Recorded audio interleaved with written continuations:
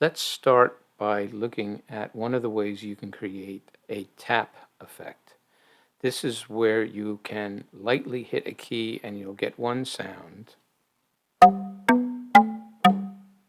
but possibly if you play slowly, nothing happens. This will allow us to create one sound on the tap effect and put another sound on pressure and maybe even yet another sound on Aftertouch. Well, let's look at the balafon preset because this is a good example of how you can program this tapping effect. And one of the main ways that this is done is to use a shape generator to pulse something that is then scaled by Z. Let's first look at what this preset is doing. Unity noise is sent through a low-pass filter on oscillator filter position 5. That is sent into the Modman on the excitation input.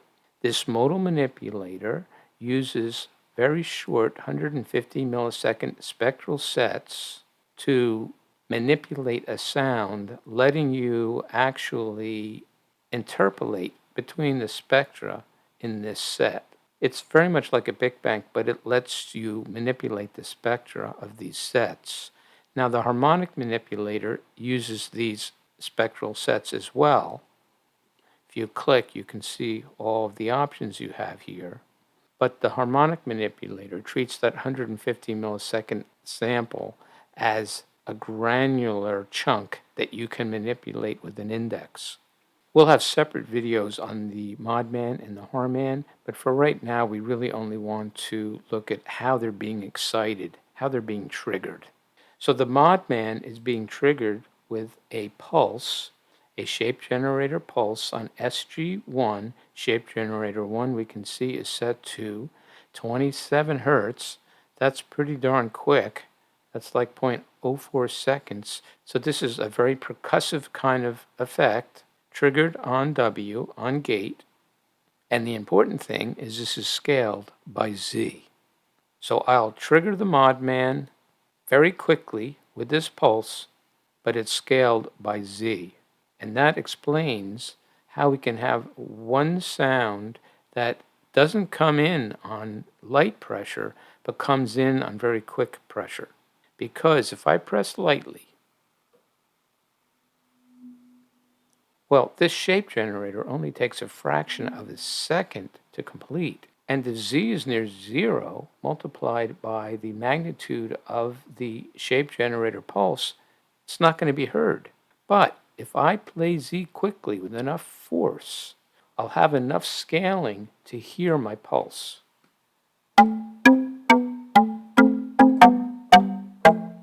And this is probably the main way that this tap effect is created.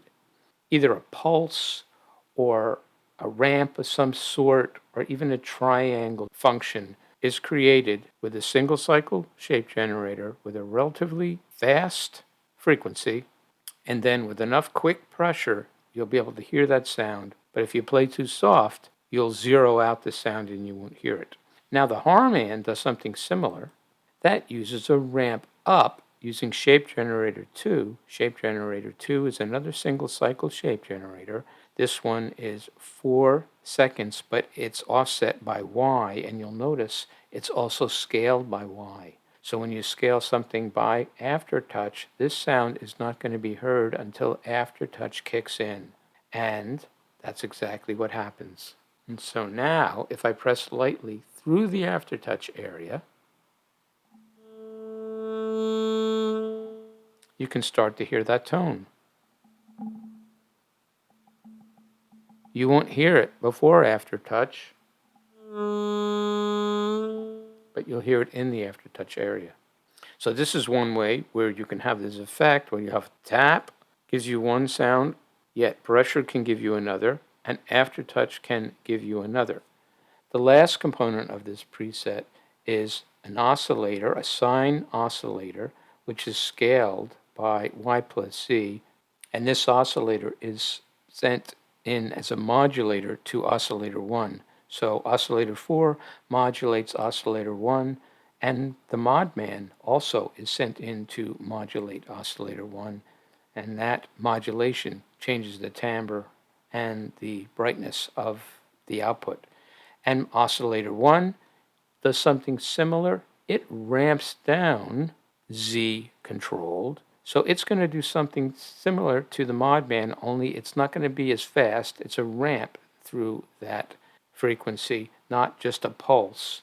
I like to disable things in the matrix so that I can hear what's going on with each individual component. So let's hear what just the modulated oscillator ramped down Z scaled sounds like.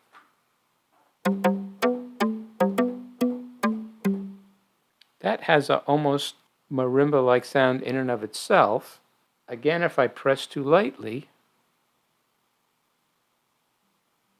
you won't hear anything because it's Z scaled again. Let's hear what the modman component contributes.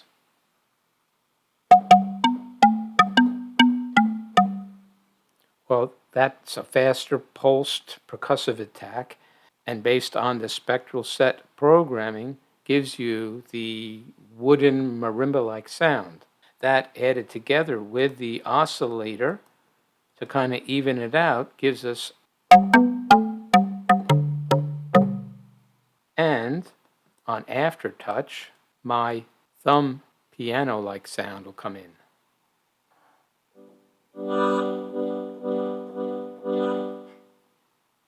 You have to press this one pretty quickly to get the ramped effect. If you press slow, you're just going to hear the basic output. That's a subtle touch, but the designer thought he wanted that in this.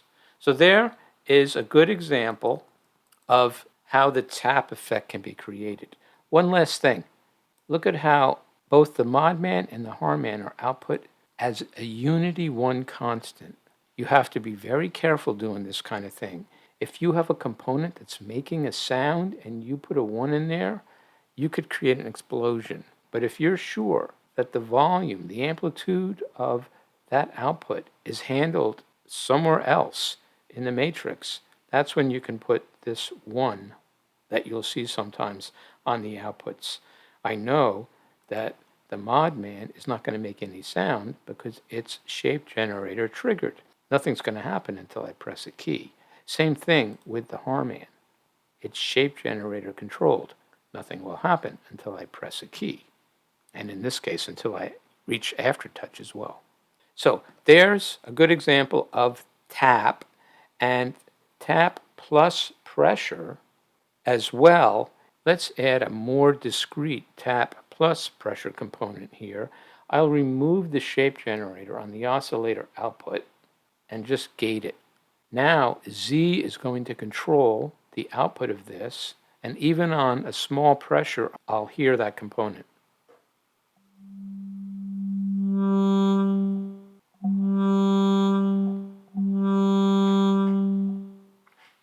The tap's still active.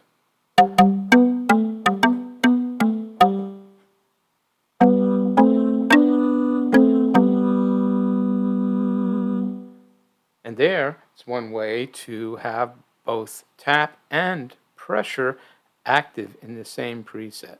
And of course, on this one, you also have Aftertouch kicking in as well.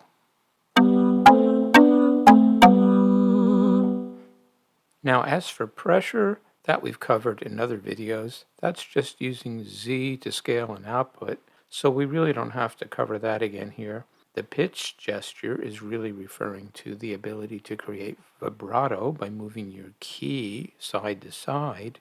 There's nothing special you have to do programming-wise to support this. Just using the X function or some formula that uses X in it will normally support your vibrato as long as you set it up on the Osmose in the sensitivity settings using your bend, sensitivity, curve, and stabilization parameters that are covered in the manual.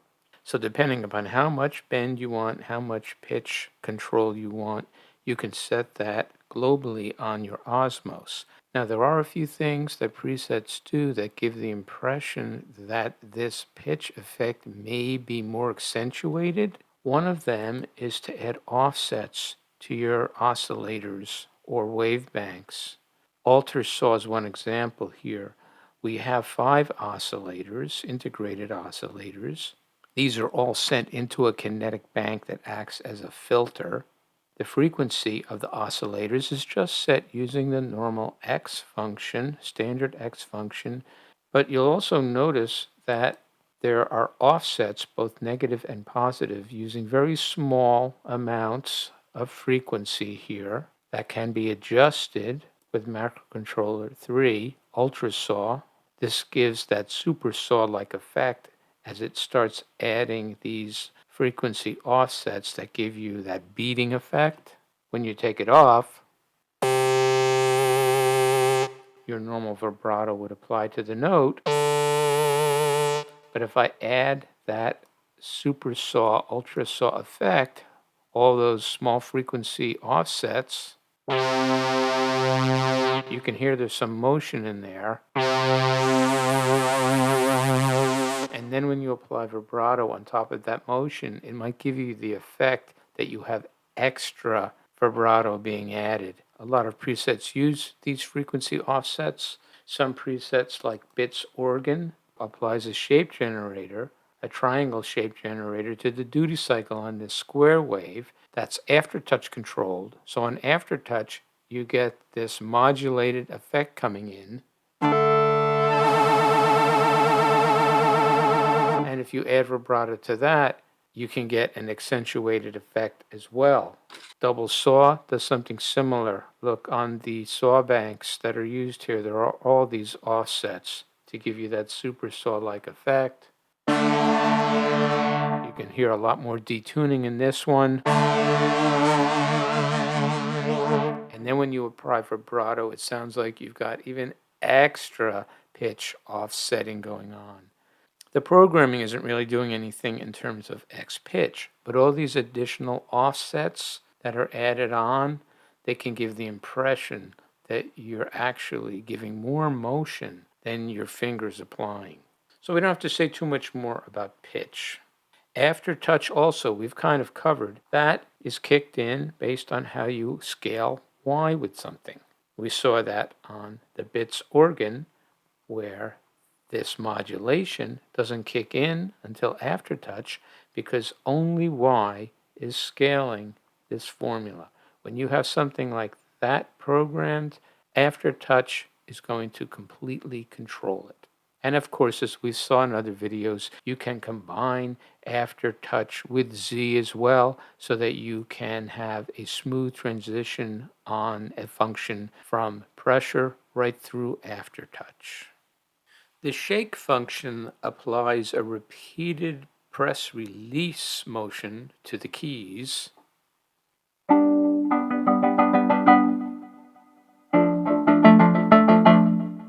And some presets give you more or less effect on doing this shake based on how Z is programmed and Y is programmed. But there is another shake function that's used in a few presets that relies on the speed at which you are making this motion. And to do that, the derivative function is used. Let's explain how the derivative function works. It can be applied to X, Y, and Z, and it tracks the motion of the key in relationship to whether your pitch, your aftertouch, or whether your pressure. If I just use a formula with standard Z pressure, I'll display that formula, show formula value, click the formula. Now I'll just press. Things go from min to max and back, as I would expect with Z. Now let's use the same formula. I can use formulas in the matrix, by the way, here, just to test them out without them doing anything. I'll now apply the derivative option to Z with the same squared function. Let's see what that produces.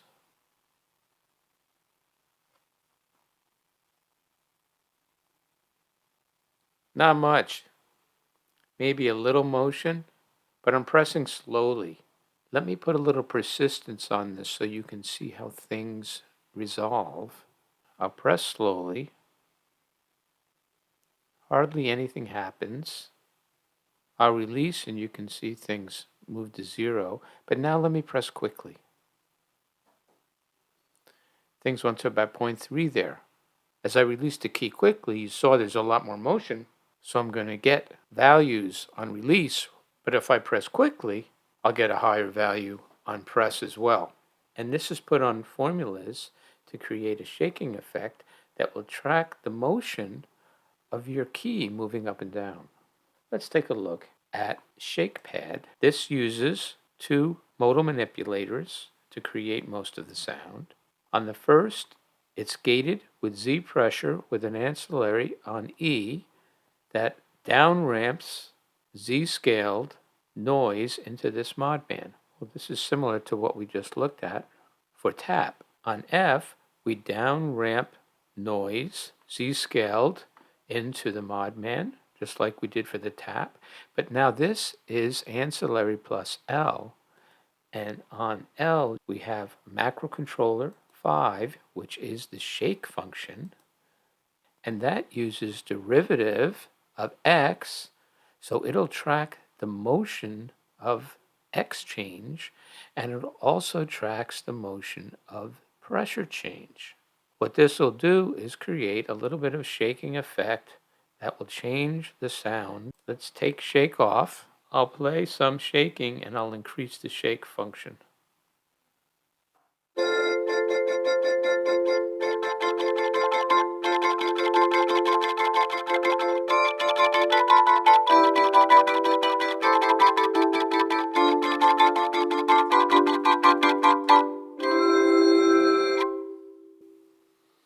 It's a subtle effect. It's not used in that many presets, but it's a specific programmed effect, not just shaking keys up and down on a preset. Another preset that uses it in a little different way is Bode Synth FM.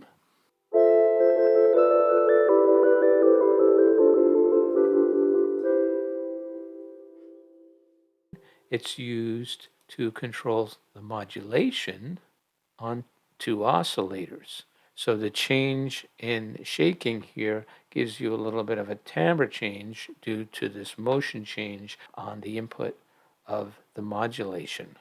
There's probably a lot more room for experimentation with shaking in presets. Now the strum effect is not simply arpeggiating quickly. You can create your own strum effects by bringing up some preset that has a pretty percussive sound perhaps, or a pluck sound, and quickly arpeggiating to create your own strumming. But a few presets use the concept of stepping Z in some way to create a strumming effect. Now I've created a simple preset that does that here. I have 4 oscillators. The first one is set to the fundamental X. I just have a macrocontroller to change the spectral balance timbre of these. That first oscillator is output with a pulse with a blend on persistence, so I can create a very short strum or a more sustained kind of strum. Then each of the 4 oscillators are triggered with a different shape generator. The first oscillator is triggered with a pulse at the beginning of the first shape generator. The second oscillator is output with a pulse at the end of the frequency of the first shape generator. And then the next 2 oscillators are output with the ending pulse as well. And if you notice on the shape generators, the first shape generator is triggered on W gate. Its frequency is controlled by a macrocontroller, so I can change the speed of the strum. The second shape generator, its trigger uses formula B, which is the ending pulse of the first shape generator. And the third shape generator, its trigger uses the ending pulse of the second shape generator. So basically, I've created this chain of shape generators where the next one is triggered by the previous one, and the outputs are pulsed based on the triggering of those shape generators, and the result, when I set a slower strum speed, if I press very lightly, then on Z, I have a secondary ancillary here that adds L to the outputs, and L simply scales by Y and Z, bringing in that oscillator. So this is kind of like tap plus press, but the tap itself becomes a strum.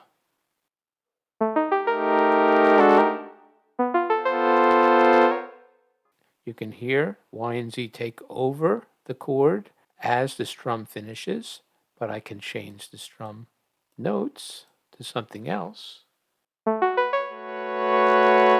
And of course, I can make the strum faster.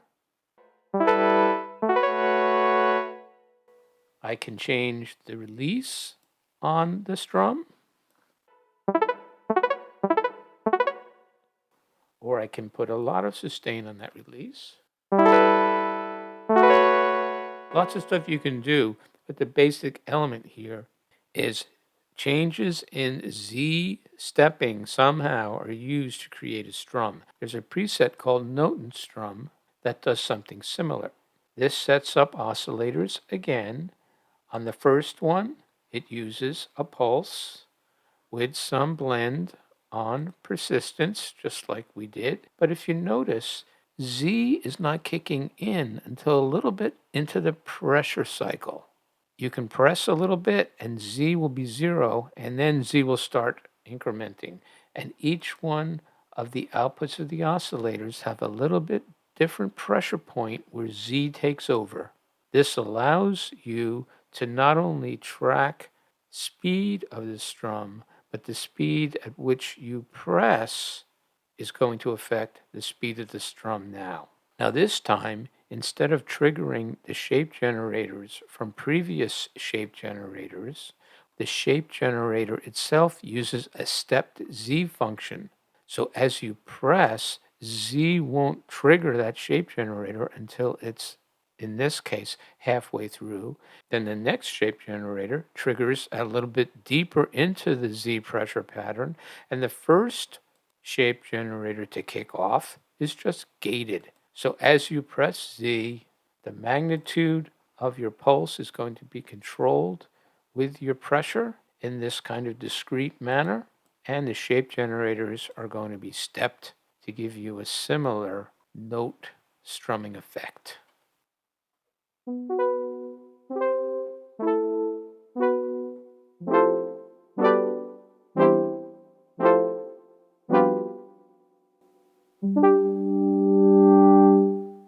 And just like I did, he kicks in Y and Z to hold a note once the strum is done. So that's strumming. It's not just arpeggiating. It's using some kind of a discrete stepped function, normally on Z, to give you this strumming effect. And now we can say a few words about the glide gesture. This is the pressure-weighted portamento brought over from Haken Audio's Continuum that allows you to specify an interval, and any notes you play in that interval, even if you're polyphonic, will be played monophonically with portamento applied based on the pressure difference between your two fingers. This can be set up on the Osmose, or you can set it on a preset in the editor as well. It's quite often used on bass presets with an interval of a second to allow you to get little inflections between two notes, but you can set it to any interval you like. Here I have a simple oscillator output, and I set mono mode to interval of a fifth. So anything within a fifth, as I play the pressure-weighted portamento, the glide, will be monophonic with portamento, and anything outside the fifth will just be played polyphonically, assuming you have more than one voice set.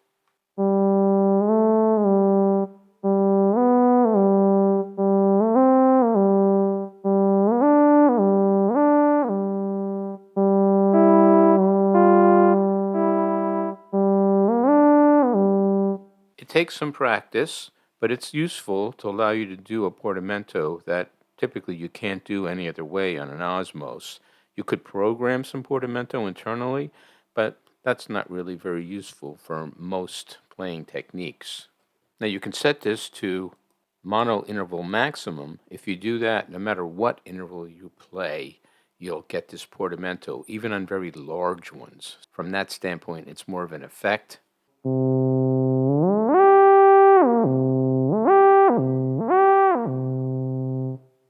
Very hard to control on a very large interval, but you can set it that way. You'll also notice that there are a number of options on the continuum for this, not just pressure-weighted Portamento. There are other mono modes, legato to the highest pressure finger, re-trigger highest pressure, legato to new touch, and a number of other things that really only apply to the continuum. However, a few Osmose presets do use legato to highest pressure finger. Now, I'm not sure that was intended or not, but some of these will work. You can experiment with them. But I would keep your use of this to just pressure-weighted Portamento for now. And as others have noted, this is only output on the Haken USB port. Right now, it's not output on the Osmose One external port. That, I assume, will be added when all the licensing issues are squared away for this. Now let's talk about the note-off gesture. This is when you release the key, something can be programmed to happen.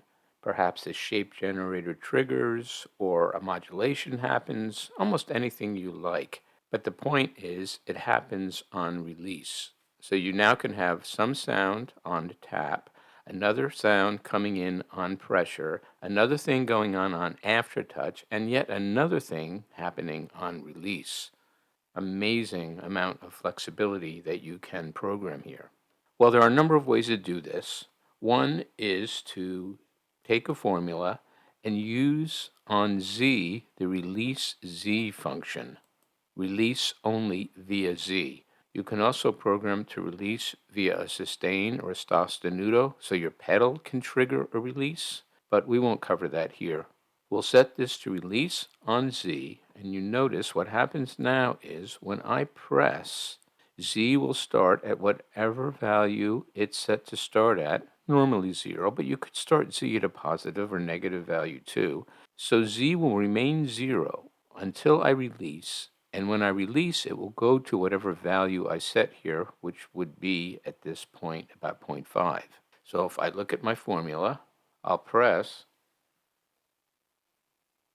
0 as I press down, but when I release, it goes to 0.5. So I put this as the trigger on a shape generator at 7 Hertz, use a triangle pulse on the output of this oscillator. It's not set to Z scale, so nothing will happen until I release the key in this case, and then we should hear a sound come out, this triangle pulsing of oscillator 1. Nothing on key down. There you can hear sound on release. I set that to 0.1, but I could make that a louder sound if I wanted to. There, nothing as I press, but on release I get a sound. Well, that's one way to do this. There's another way, similar, where you can use a continuous Z function, only now Z starts at 1, but you gate it to -1. And this uses an addition, so the initial state of formula C on press is going to be -1 added to the initial state of Z, which is 1, will be 0, not do anything. But now when I release, I'm going to go to 0, and that will kick in my tone. And let's end by looking at this LY Tiny or Litany, I'm not sure how it's pronounced, but this preset uses yet another method of creating a note-off release effect. And this one combines almost all the things that we were talking about in this video. You'll notice that there is a note-off macro controller. A lot of the presets that support this note-off feature put a macro controller on it. If I play a few notes, I hear some release, but I don't hear anything special on note off. Let me bring up that note off.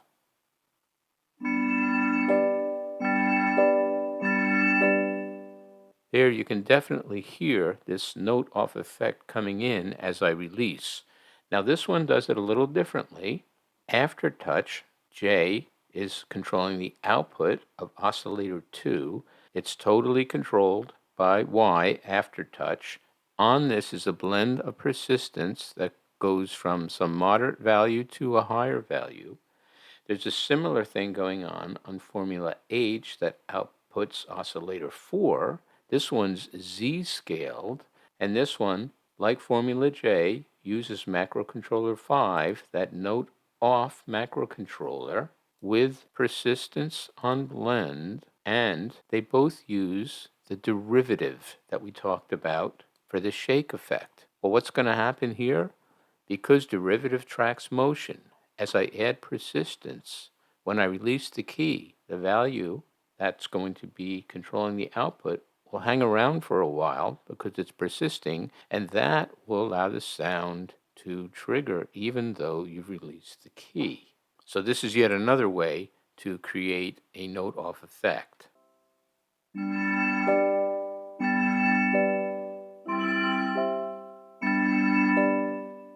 And this one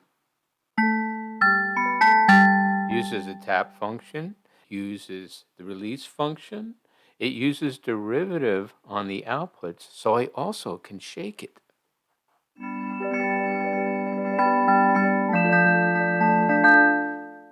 And of course we can impose X vibrato on it as well. This one doesn't need any portamento on it, but you can see it combines everything to give you this combination of gestures, not just one gesture, but you can combine these to create custom sets of gestural possibilities, giving you unbelievable flexibility in sound design.